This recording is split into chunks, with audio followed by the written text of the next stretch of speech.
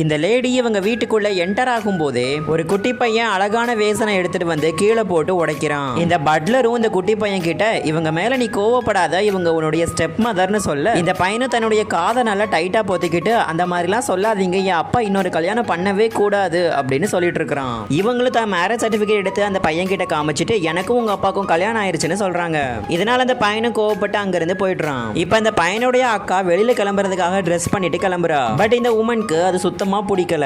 அவங்களும் அந்த பொண்ணை ரூம்க்கு அழைச்சிட்டு போயிட்டு நீ இந்த மாதிரி அரையும் குறையுமா ட்ரெஸ் எல்லாம் போடக்கூடாது, உனக்கு நல்ல ட்ரெஸ்ஸா நானே செலக்ட் பண்ணி தரேன்னு சொல்லி தேடிட்டு இருக்காங்க. பட் இவங்க செலக்ட் பண்ணி கொடுக்குற எந்த ட்ரெஸ்ஸுமே இந்த பொண்ணுக்கு சுத்தமா பிடிக்கல. அதனால நீங்க எதுவுமே பண்ண வேண்டாம்னு சொல்லி இவங்களையும் வெளியில துரத்திட்டு கதவையும் போட்டிடுறா. அப்பன்னு பார்த்துதான் அந்த குட்டி பொண்ணுடைய அண்ணனும் இப்ப வரான். ஆக்சுவலா இவன் தான் அந்த வீட்லயே பெரிய பையன். எனக்கு உங்களுடைய கேரக்டர் ரொம்பவே பிடிச்சிருக்கு, இவங்க மனசுல இடம் பிடிக்கிறதுக்கு நாளைக்கு ரொம்பவே சூப்பரா பிரேக்ஃபாஸ்ட் செஞ்சு அசத்துங்கன்னு சொல்றான். இவன் பேச்சை கேட்டு அந்த லேடியும் அன்னைக்கு பிரேக்ஃபாஸ்ட ரொம்பவே சூப்பரா பண்றாங்க. இந்த பசங்களுமே ஸ்மெல் கேட்டுட்டு டைனிங் டேபிளுக்கும் வந்து பாக்குறாங்க.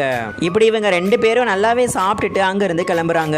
அப்பன்னு பார்த்துதான் இந்த அக்கா பொண்ணும் மறைஞ்சு மறைஞ்சு வந்துட்டு இருக்கிறா. இந்த பொண்ணு இப்பதான் வாழ்க்கையிலே முதல் முறையா ஸ்கூலுக்கு தன்னுடைய பாடி ஃபுல்லாத்தையும் கவர் பண்ணிட்டு போயிருக்கா. இதை பார்த்து இந்த தம்பி பையன் ஆச்சரியப்பட்டு போறான். இந்த லேடியுமே உனக்கு இந்த ட்ரெஸ் ரொம்பவே பெர்ஃபெக்ட்டா இருக்கு, நீ இதை போட்டுட்டே ஸ்கூலுக்கு போன்னு சொல்றாங்க.